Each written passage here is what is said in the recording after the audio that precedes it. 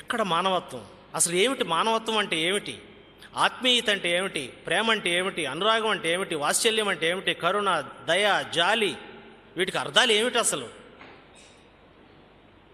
అన్నీ ఎదిగినటువంటి మనస్సు బాగా ఉన్నటువంటి వ్యక్తి మనిషికే అర్థం కానప్పుడు ఇవి మిగిలిన జీవరాశులకి ఎలా అర్థం అవుతాయండి?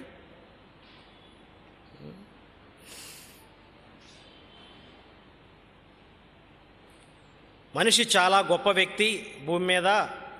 కనీసం భగవంతుణ్ణి మనం దర్శించాలంటే కూడా మానవ రూపం అన్నది అవసరం. ఈ శరీరం అవసరం. ఏది సాధించాలన్నా శరీరం అవసరం. అది తుచ్చమైనది ఎలా అవుతుంది? ఎలా అవుతుందో ఒకసారి ఆలోచించండి. శరీరం బాగుండాలి. శరీరం బాగుంటేనే మనస్సు. మరి ఈ శరీరం అవసరం లేకుండా దేన్నైనా దర్శించగలమేమో చూడండి ఒక్కసారి. ఎలా సాధ్యం? అవకాశం లేదు. శరీరం ఖచ్చితంగా కావాల్సిందే.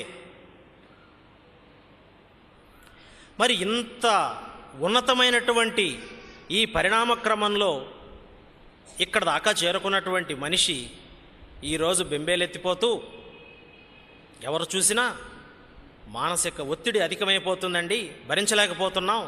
నా దగ్గరికి వస్తూ ఉంటారులేండి చాలామంది. చాలా విపరీతంగా ఉందండి, భరించలేకపోతున్నాం, అసలు ఈ జీవితమే ఎలా లీడ్ చేయాలో అర్థం కావటం లేదండి చెప్తూ ఉంటారు. మరి ఇంతగా ఎదిగినటువంటి మనిషి మానసికంగా ప్రాపర్గా లేదు అంటే ఎక్కడో తప్పిదం జరుగుండాలిగా. మరి ముందు మనకు మనస్సు అంటేనే ప్రాపర్గా అర్థం కాలేనప్పుడు జ్ఞానోదయం ఎలా అవుతుందండి? ముందుగా వీటి మీద మనకి బేసిక్ అవేర్నెస్ ఏర్పడితే నిజంగా అక్కడ అజ్ఞానాన్ని తొలగించి జ్ఞానాన్ని ప్రవేశపెట్టగలిగిందే నిజమైన పూర్ణ గురువు అని చెప్పి మీకు చెప్తున్నాను. మరి వాస్తవంలో అలా జరుగుతున్నదా? సర్లేండి, ఆలోచనలు ప్రధానమైనటువంటివి. మనస్సు బాగా ఉండాలన్నా, మనస్సు బాగా లేకుండా ఉండాలన్నా దానికి కారణం కార్యం, కాజ్ అండ్ ఎఫెక్ట్. ఈ రెండిటి ద్వారానే కంప్లీట్గా మనకి ఈ చిత్రం అంతా బయటపడుతుంది. మరి అలాంటి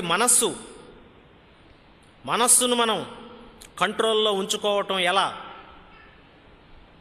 నిజంగా మనస్సును కంట్రోల్లో ఉంచుకోగలిగిన నాడు మానసిక ప్రశాంతత ఏర్పడుతుంది, జీవన శైలి మారిపోతుంది, చాలా మనిషి జీవితానికి సార్థకత ఏర్పడుతుంది.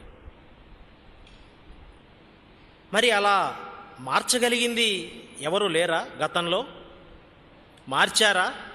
పోనీ ప్రతిఫలం వచ్చిందా? మరి మారుంటే సమాజం ఏంటి అలా ఉంది?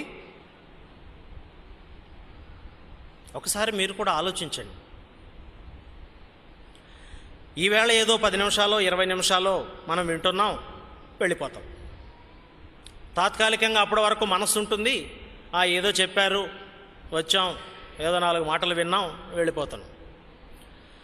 ఆచరణ అన్నది నా దగ్గర లేదు కదా, ఆచరణ మీ దగ్గరే ఉంది. దాన్ని ఆచరించాలి. ఏం చెప్పారో తూచా తప్పకుండా ఆచరించిన నాడు దాని ఫలితాన్ని మనం చూడొచ్చు.